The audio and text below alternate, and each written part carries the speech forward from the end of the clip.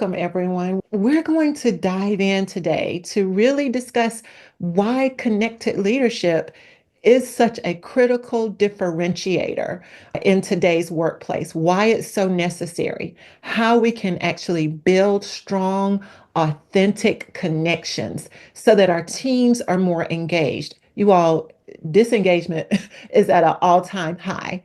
And we want people to enjoy coming to work every day. And the way that we can do that is through the utilization of authentic leadership practices and empathy and inclusion. And so that is a part of what we are going to talk about today. And I'm so delighted to have our special guest, Jeff Williams, with us today. He is a senior leader at the CDC right here in Atlanta.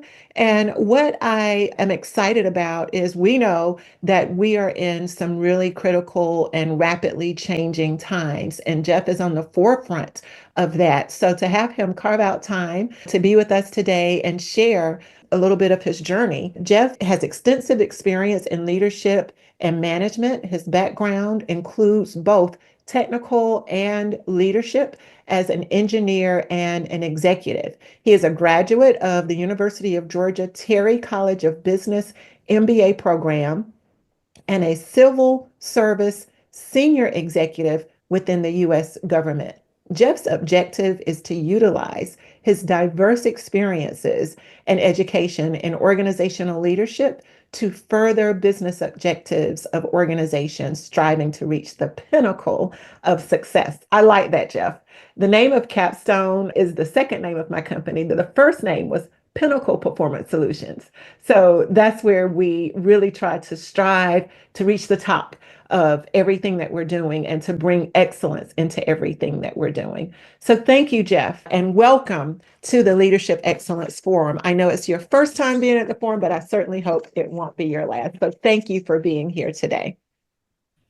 Well, thank you, Dr. Woodard, and all your guests as well. And thank you for the invite. I was honored to be asked to present to this morning to this group. Always counted as an honor to, talk about leadership and talk about my experiences and then learn from others as well. And I'm looking forward to the question and answer session at the end, because I think that's where we get into a lot of dialogue.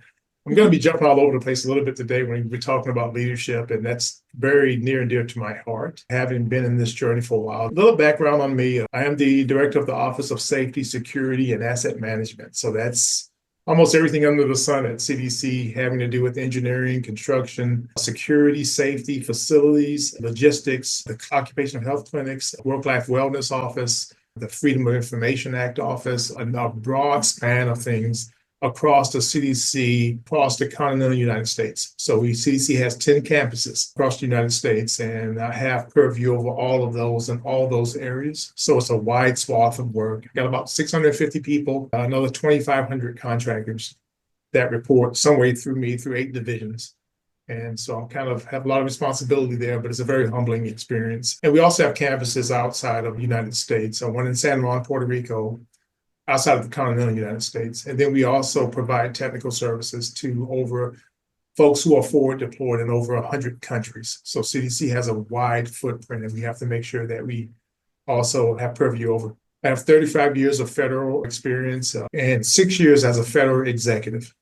So once again, this leadership thing was going fine for me my first 25 years, but in the last 10 years, leadership has taken on a new meaning. For me, it's really gotten much deeper when it comes to what true leadership is and not what management and supervision is. Totally different. Then when you get to a mature level of leadership, it becomes less about you and more about people. So therefore, about 10 years, I've been in that space now. So it's very eye-opening to me. And I'm glad you're doing this, because I do think one of the biggest chasms we have in industry is the chasm between what science knows about leadership and what industry actually does. Right? Industry is still carrying a stick. Industry is still supervisor, manager. Now, science knows there's a whole new psychological thing about leadership. There's a science about leadership that hasn't changed, but for some reason, we just won't do it in industry, and we suffer, right? So therefore, it's important for the few of us who understand that science, who studied leadership, who have the experience, to bring others along as mentors and coaches. And it's a force multiplier when you do that, right? So I want to get into some of that about how deep leadership is outside of what you've heard and sometimes what you've seen. It's totally different. Organizations are ruined by terrible leadership. So therefore, the few of us who know what mature leadership is, we try our best to spread it around as much as we can. That's our jobs to do such. Mhm. And there's also a few of us who also are very comfortable in different types of environments and can communicate very effectively in those environments and be very relevant. That's a part of leadership that most folks miss, how relevant and connected you can be in very diverse environments. And I'm not just talking race and gender, I'm talking skill sets, I'm talking cultures, I'm talking parts of the country you're from. There's few folks that can go to any part of the country and fit right in and be very relevant as a leader. And that's another thing I had to learn over the last 10 years, that you have a skill set, you really do need to expose it. You really do need to utilize that skill set because a lot of folks don't have that. The traditional textbook definition of leadership is enabling others to accomplish something they couldn't do on their own. I want to pose this question to you. I ask all of our guests this. Here at Capstone, we're all about leadership excellence, and we don't look at excellence as being this final destination that leaders arrive and they've made it and they never have to learn or grow again. But it's about the journey of getting there. And you mentioned in your opening remarks how your leadership perspective has evolved over the years. What is leadership excellence to you? So leadership excellence is always growing, always learning, okay, regardless of age, regardless of how much experience you have. I mean, one clear example on leadership excellence is the fact that you understand and can acknowledge that you don't know everything. I don't care if I've been working 35 years and 25 years as a leader, 15 years as an executive leader.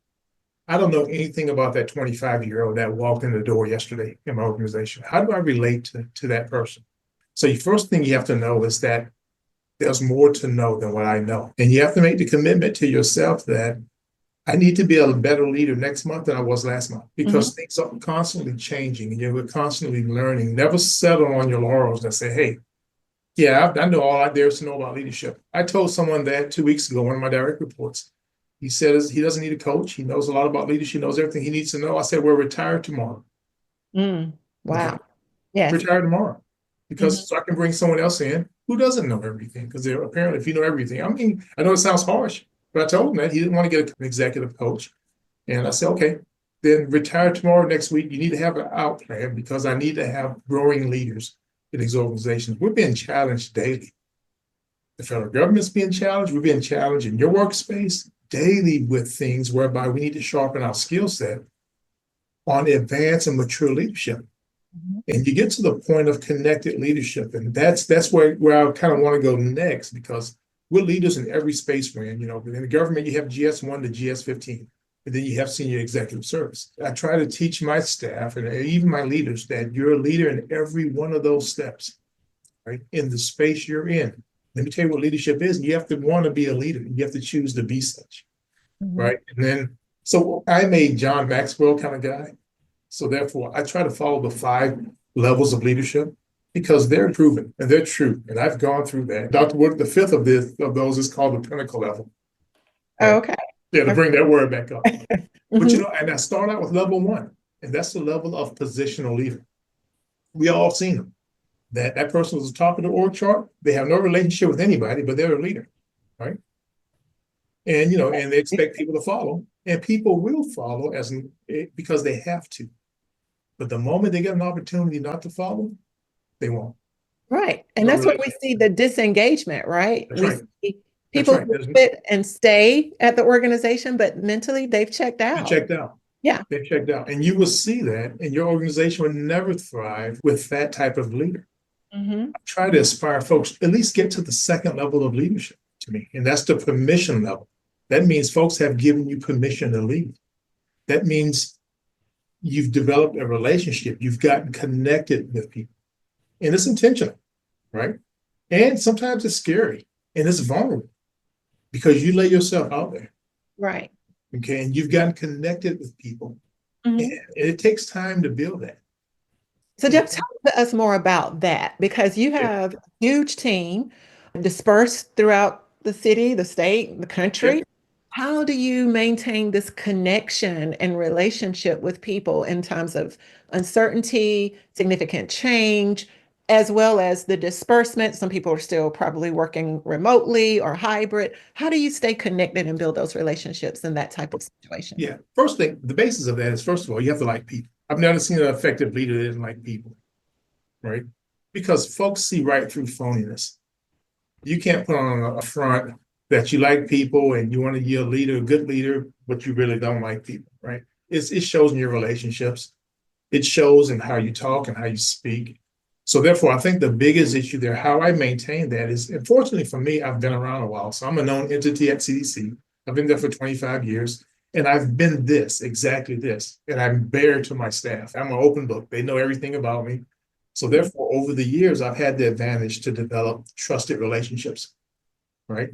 And then you may not never, we may not agree on everything, and they may not have agreed with every decision I made, but they follow me because they trust who I am. Okay, and they trust what I'm all about. Now, we don't, the means and methods, we're all going to disagree. We're different. We have different ways of doing things, but they know at the end of the day, but even if I disagree with them, I trust where he's going and I trust who he is because he's shown me over a period of time, this is who he is, right? And I agree with that. So therefore, I can follow him in that space. So I have an advantage a lot of folks don't have because I've been here so long. But Dr. Woodard, a level 2, a level 3 leader, even if I go to a new place, because of who you are, because of who I am, it doesn't take long to get back to that level with this new space. Okay. Mm-hmm. Because it's who you are. And Mm-hmm. it's a proven concept of maturation of leadership, is that you're looking out for people first. And I'm not looking to the next rung on the ladder I can get to, right? That's the sacrifice of leadership. And once you've shown that sacrifice, whereby if there's blame to be had, that's me. But if there's recognition, that's my team. And once people see that, then they say, okay, I like what he's all about, right? He's not all about himself because we're fine. We're going to be fine, right? It's about the people that are coming up below us. How do I now be intentional about getting them to where they need to be as a leader, right? And it has to come from, you have to like people. And that's just point blank. You have to like people. You have to have a desire to see people move.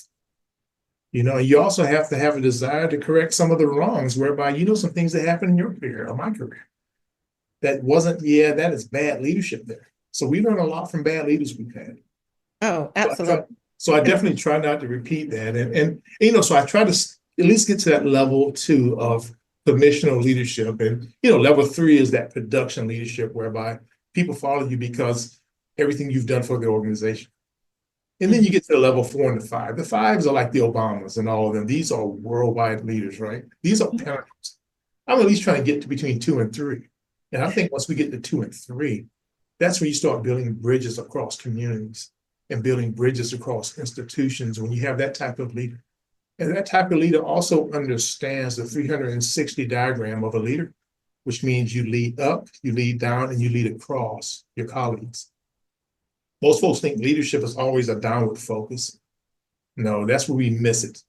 Right now, I'm having to lead up to political appointees this morning from Washington, D.C., that were appointed by the Trump administration, who are here at CDC, and they're wanting to meet with all of us. It's tough on me, but once again, I'm exercising my leading up skill sets that I've established over the last 30 years. Tell us one or two of those leading up skills that you just mentioned. What are your practices Yeah. to First lead? of all, you have to have some situational awareness of where do you sit socially, politically, relationship wise within that whole diagram of you and your leaders, right? Leading up means I need to really read exactly what does my leader above me need where he sits or she sits, because it's not what my leaders need below me. It's not as detailed. They need very quick bullet points. They need very quick, you know, white papers or whatever, very quick reads. I'm an engineer, so therefore I will write a thesis of war and peace in a minute if you let me. But you have to have that skill set whereby in this situation, and have some situational awareness, here's how I need to lead up in this particular situation. Mm-hmm. It doesn't need all that. You could care less about this that I'm truly have a heart for. Mm-hmm. So therefore, to effectively lead up to him or her, I need to make sure I know who that person is. And I've done my homework based on that environment where they sit. Okay. Mhm. And the same thing with my colleagues that are equals to me. I got to lead across the silos. We're CDC. We have to have silos. That's how diseases get resolved in scientific silos. That's how outbreaks get addressed. However, it takes us on the leadership side to make sure that we can tie the silos across each other. So therefore, you're not completely siloed. Right. A lot of people say too many silos in the organization. They're too siloed. Well, CDC needs to be siloed. That's where the smartest people reside in those silos. They solve stuff. These Mhm. are MD, PhDs, right? They solve stuff. That's what they do. Let them have that silo because a lot of brain power is in that silo. It takes the Right. rest of us as leaders to make sure that we can connect the silos and get what we need to get. And we need to know that. We need to understand what that is. So therefore, that's the part of leading up and leading across.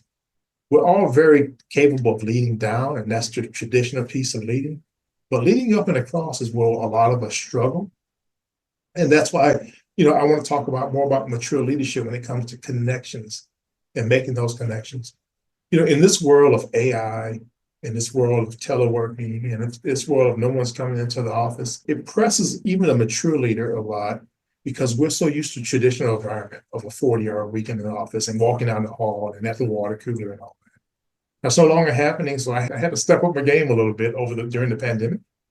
And stepping that game up mean I need to go print out an org chart. I don't care if it's 600 people on that org chart. I need to know where everybody is, and I need to reach out to these people, my staff, almost independently at times, right? But sometimes if that's not on your front screen, you would miss people. You would miss swaths of people you won't even talk to for a year if I didn't have that. So one of the tools I use is an org tool. It's just an org chart. I'll put it up and I start looking at people and I'll put checks by their names. Have I talked to them this month or last month? Yeah, it's over 600 people, but I had months and months and months. So usually after a Zoom call with a lot of people, 30, 40 people, there's a few that I call right after the Zoom call, especially if we end early. I know they have some time. Mhm. Hey, just checking in on you because I build my career on closeness and relationship physically in the office. I don't have that anymore, so I'm losing people. So now the next best thing is I got to call them one-on-one where they can see my face on the screen, and we can talk about the kids, or we can talk about what's your pressure points, or we can talk about what you guys doing for dinner this weekend. What are the things? Not necessarily so much work, just Mhm. to let them know that I'm a real person, and sometimes we get confused and we get it, the perception that people have of leaders, especially if you're in a large organization, that you're almost untouchable. Oh, Right. Mr. Williams, Mr. Williams, I hear that a lot, right? And it kind of makes me feel some kind of way because I'm not that guy. I'm Jeff, and I want to hear that from staff. I don't care about the degrees. I don't care about the pedigrees. What I care about is relationship and how can I get you to the next thing? So therefore, I want to make sure I reach out enough where the confidence level is there, where we can have that conversation cordially without positions and status and titles. So I do that a lot. I did it over the pandemic. I still do it. I'm an MBWA guy, managed by walking around. So I get a lot of miles in during the course. And we have several campuses in Atlanta. And we have them all over the place. I'm walking the halls all the time, as much as I get, just to pop in people's office, fist bump them, high five. What are you doing? And then get to the point of what can I do to kind of Right. help reduce some of the obstacles you're going. That's ingenious. And I think, Jeff, I think because you're an extrovert, Yeah. that type of management by walking around. I coach some leaders who are more introverted and they're so comfortable being in their office, door ajar slightly, and just staying in their own world. So I know personality and those type proclivities play a Yep. role in how we interact and build relationships and connections with others. I'm going to pause because I want to open the floor up for our guests to ask questions. Yeah. Please. Oh, here's a question in the chat. Safety, asset management, and security are often behind the scenes roles in organizations that don't get much recognition until something goes wrong. How do you keep your team motivated and engaged when they feel they're not getting the recognition they deserve when things go smoothly? That's an awesome question. And I've gotten that before. So at CDC, what we have to do to make sure that the mission is prevalent and the mission is real and relevant to our staff. Sometimes you get so busy doing your engineering thing, your safety thing, your security thing, that you get disconnected from the mission of the agency. So therefore, as a leader, I have to bring back those instances of how we eradicated polio and the role you played in that in Laboratory 15 that really brought in the COVID samples and how what you did on a daily basis by turning the wrench or whatever you did, how that relates to now coming up with the test kits to test for COVID. So I have to make that tie to let people know how close they are to the mission and how without them doing their jobs every day, these scientists couldn't do their job. And often I will bring the scientists and the MDs and all those to our staff meetings so they can make those ties to our all staff meetings. So folks can see without me doing this, without me doing that, without me even getting the people badged, without me providing security, you couldn't do what you had to do to solve this public health crisis that is all over the news. And that hits home with people. And that's why I think anytime we do our employee viewpoint survey results, the question comes across, do you think that what you do every day is tied to the success of this agency? It's almost a 99% result. Folks understand how what they do every day, no matter how small we think it is large compared to what the mission that happens all over the world, whether it's polio, whether it's COVID, whether it's chikungunya, whether it's measles, smallpox, or it could be childhood obesity, childhood cancer, smoking. We deal with all of that directly and indirectly within my organization. And I try to make sure I make that nexus between what they do and what public health issues they resolve and they support. So yeah, that's how I do that. I bring it up often. And that's a very good question because it's come up before. And we started now tying the mission to the work. Yeah, people want to be a part of something greater than themselves when they can connect the dots and see the impact that their work has, even if, like you said, if they're just making sure the security badges work, That's that right. they are more motivated, they're more engaged because they see my work is contributing value to the organization. The good thing about that is the scientists also see the complexities of what we have to deal with, and they have a whole new appreciation of what we do. Right? I didn't know an engineer did that. I didn't know an architect did that. I didn't even know a technician did that. I'm so glad you're here. We had scientists that come out staff saying, oh my God, I'm so glad you're here. I wouldn't know what to do if you weren't doing what you did. And it's good to hear that. It's good for our staff to hear that, feel that, to become part of the mission.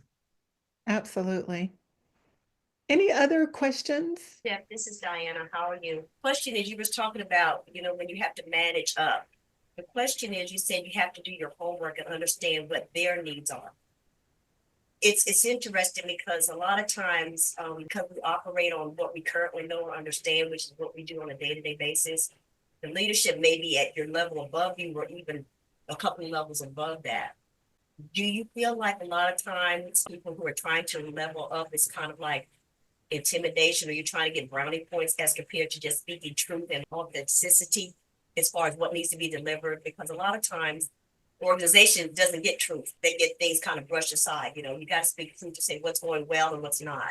So how do you navigate kind of being a true balance, not gloom and doom, but not totally overzealous where everything is wonderful? You got to bring reality to what's going on. Yeah, so the big thing I learned, and I'm still learning, and once again, it's part of the continuous learning piece, is first part is speaking truth to power, right? Speaking truth to power is a tough one for some folks. However, in this mature leadership phase I'm in now, and I think we all get to, that's why I try to do continuous learning. You develop some courage and truth to power, especially in an area where, first of all, I got to do my homework first.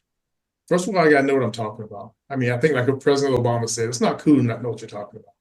So therefore, I have to make sure I'm doubly sure that I know exactly, I have the facts. I know what I'm talking about. So I have some confidence in what I'm saying, right? Now, I don't work without a net, but usually if there's some risk there, I've mitigated that risk through other areas, right? So if I only have 90% information, you better believe I've done 10% mitigation somewhere. But when I do go up the ladder and I present, I try to make sure that I have the courage to speak truth to power to this person. And for the most part, I do. Secondly, that I've done my homework to know exactly how this person treats information. Okay. Because you also have some executives, especially the ones I'm meeting now that are coming from this administration, that they have no experience in what you do whatsoever. So therefore, I can't dazzle them and wow them with all the scientific stuff we know we do, right? So I have to go straight to facts. Budgets, people, a little bit of politics. So I would say, Diana, is mostly do as much homework as you can and stick to the facts that you can back up, right? And that's how I speak truth to power. That's how I lead up effectively. Now, when I had senior leaders like the CDC director, Dr. Walensky or Dr. Cohen were in place, I knew them fairly well. So I know exactly what they needed. I know how they needed it. You learn that over just a period of months. That you quickly pick that up. But you also do, I do have colleagues of mine that are full of fluff. And this is what they come with, they go up there with. And it's not very well received. So therefore, I try to stick to facts. I try to be very brief. And I try not to have so much fluff, especially in the leaders I have now that I don't know very well, that are coming from this administration with a totally different view on what the agency should be doing.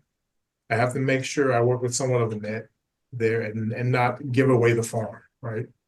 Because I don't know how the information is going to be taken. I hope that answered your question. I know it was a lot. That's okay. I can decipher what I want to take away then. Thank you so much for answering. Oh, no, thank you for the question. Well, I have a question. And first of all, speaking truth to power, I've never heard those words put together before. And I love that. So I am kind of curious if you could define that. What does that mean to you? Speaking truth to power? Because I think every one of us could probably define it a little different. Yeah, to me, it means with power comes, especially in the government, with power comes some politics and a lot of influence, right?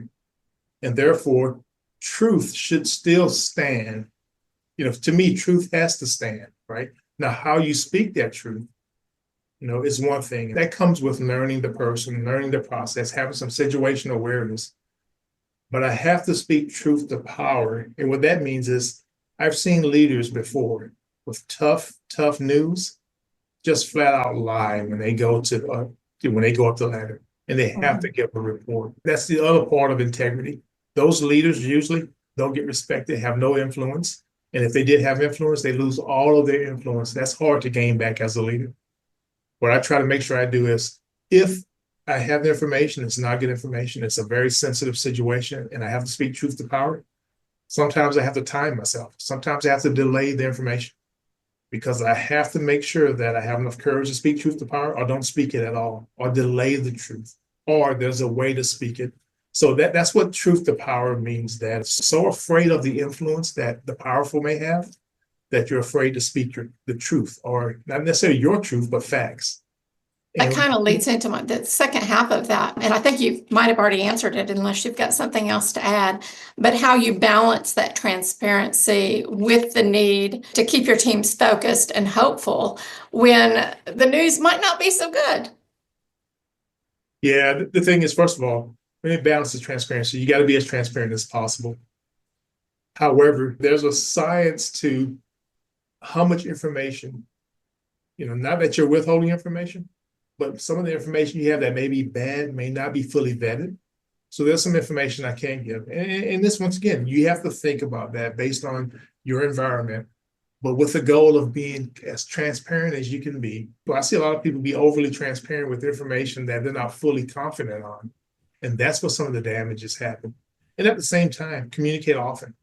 I'm in a climate right now where things are changing, layoffs are happening, rifts are happening, that I'm having to communicate every day in a changing landscape, which, you could easily, for leaders, could lose credibility. But I think the thing that protects me here is that I've been transparent every day, all through the way. It's not like they hadn't heard from me in 3 weeks, right? They heard from me yesterday. Here's what I knew yesterday. Here's what I know today. It's not good news, but here's what I know today. Here's what I know tomorrow.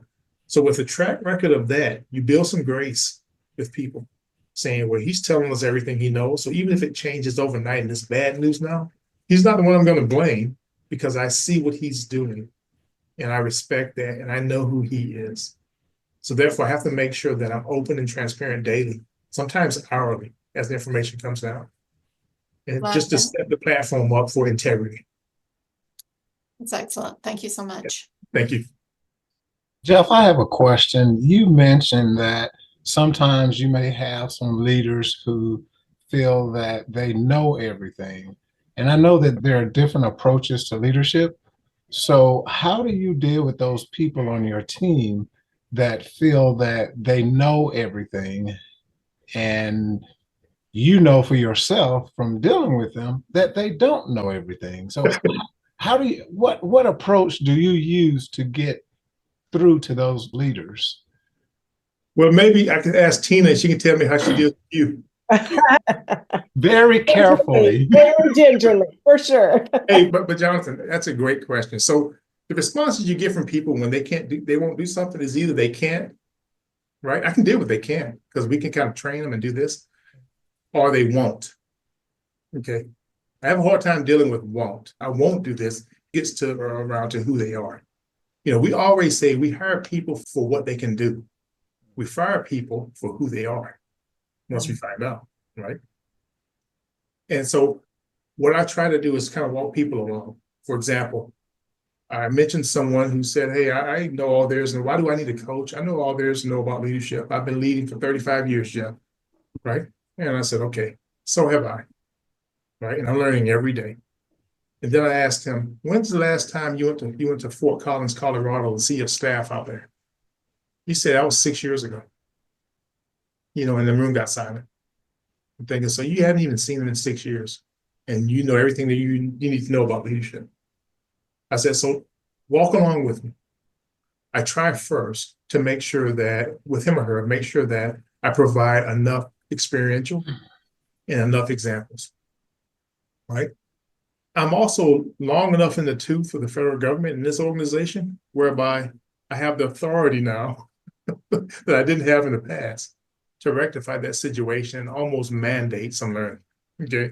And I try not to be so stiff-armed with that. So I open up some of the experiences and I sit down with my staff and that person to talk about how that influenced me to change my thought on leadership. And I also gave an example. I said, hey, both of us went to Georgia Tech. Both of us are in our mid-50s. We think the same.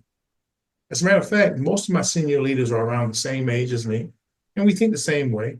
So therefore, we've fallen into a groupthink type of deal, and that's damaging to organizations. So I kind of let them know, hey, let me tell you what I learned about 10 years ago, and I'm still learning today. You remember what we used to do in 1998 or 2001, of how we led teams back then? That doesn't work now. Let me tell you why that doesn't work, right? You need to step your game. You need to learn more about what there is to know about mature leadership today, not what we learned in 2005. So I try to make sure I put myself in that same situation of how I kind of I took the next step in leadership. And if that doesn't work, then I tell you, hey, retire tomorrow. That's my next offer. Because at some point, if you don't address that, it's going to impact your entire team. All the people that report to this leader, one way or another, they're going to be cheated. When I say cheated, they're going to be cheated with bad leadership. And that's the last thing I want, is for folks not to get what I can give them. And not only what I can give them, but what I'm learning every day, right? It's got to be better than I was yesterday. I can't go a week and not grow in leadership. So that's where I am. And that's kind of how I deal with that. I expose people to a lot of reading materials, whether it's John Maxwell, whether it's, Sam Chan or whomever it is. There's some very good leadership books out there. Very good. That's what I'm saying. There's a wide chasm between what industry knows and what science knows about leadership. We just need to bridge that gap. And some folks are refusing to bridge it. So therefore, they're using this old stale leadership model that doesn't work, and people are leaving organizations. I hope that answered it, gentlemen. Yes. Yes. And that brings us to our time. Jeff, this has been so insightful. We so appreciate. Would you like to just offer some closing thoughts on leadership as we're wrapping it up for today? Yep, I would. One thing I would say is more so right now than ever before, it's important that leaders, first of all, be connected. But it's also important that leaders lead with empathy and understanding, and also knowledge base from that, because people are hungry for great leadership. I see it all the time. And not to brag on myself, I have people in other divisions who heard about an all-staff meeting we had that called you and said, hey, I heard you said this, I heard you said that. I said something yesterday at an all-staff meeting because, we're going through some pains right now. And what I told staff was, this is something I heard recently that I've been just kind of thinking about was, we're going through a lot, and I'm not happy. As a matter of fact, I'm very upset with what's happening to this agency, what's happening to the federal government. But I'm in this position right now, in this season, for a reason, right? There needs to be those of us who can put our heads together in a mature, connected leadership way to make sure our people are okay, because people are hurting. And one way I've gotten by that, I'm getting by because I'm mad as well. I'm hurting as well. One way I'm getting by that, and I told our entire staff, was I'm focusing on joy, not necessarily happiness. Okay, I love happiness. I like to be happy, but hey, next day I may be sad or mad. However, joy is sustainable. It's always here. And whether it's my new grandson, who's 3 months old, whether it's my beautiful family, whether it's my beautiful friends, whether it's my relationships, regardless of all that stuff that's going on that dictates happiness. Happiness is based on happenings and circumstances. I got to make sure I start applying joy to those things, right? Because the happiness is fleeting and it changes. And if I only thought about happiness and sadness, I'm all over the place any day. And my people, my family, my staff, they require me to be steady and mature in the space. So therefore, I have to choose joy. And I have to see joy in everything. That's what gets me through one moment to the next. And that's what gets most leaders through. At the end of the day, you can't lead unless you're stable and consistent and vulnerable and open to people. And you can't be that if you're always bouncing around through emotions, happy, sad. We're all going to be happy or sad for one reason or another. And I just have to make sure I focus on joy in everything I do, not just at work, at home. Because when you're a mature leader at work, you're a mature leader at home, you're a mature leader in your church, you're a mature leader in your civics, with your friends, you don't change. That applies all 24 hours a day to who you are. So therefore, I have to make sure that I don't just say it's a work thing I do. No, it's who I am. It's what I'm all about. And that's the only thing I know to do. I can't be anybody else. All I know is this stuff. And folks who don't know it, don't try to fake it, because people are smart. They see through that phoniness and they will leave organizations and you'll lose them forever. So therefore, be open, be genuine, right? And don't try to fake feelings. Don't try to fake a fake smile, a fake handshake, those type of things. I no longer do that anymore. I try to like people. I could be mad with them, but I have to like people. And that's what I think is the root of what mature leadership is. I just wanted to close with that, because I do think all of us think about what brings you joy and kind of cling to that. Cling to that in these moments, because we're all going through very tough moments right now. And once again, this too shall pass. However, we have to go through it, right? Many of us, or only a few of us, are going to be able to go around these things. We have to go through these things and bring that joy with you and get to the other side. What a great closing thought, to Thank you. lead with joy, and bring that joy into the lives of the people that you're influencing, leading. Yep. Thank you so much, Jeff. You're so welcome. Yes, please mark your calendars for May 15th. Dr. Shannon Thomas, she is a senior leader at Georgia Tech. She will be coming in to talk to us about all things AI and how we can leverage it in our organizations and even in our personal lives for efficiency. So we'll see you all again on May 15th. Thank you, and go make daily excellence possible.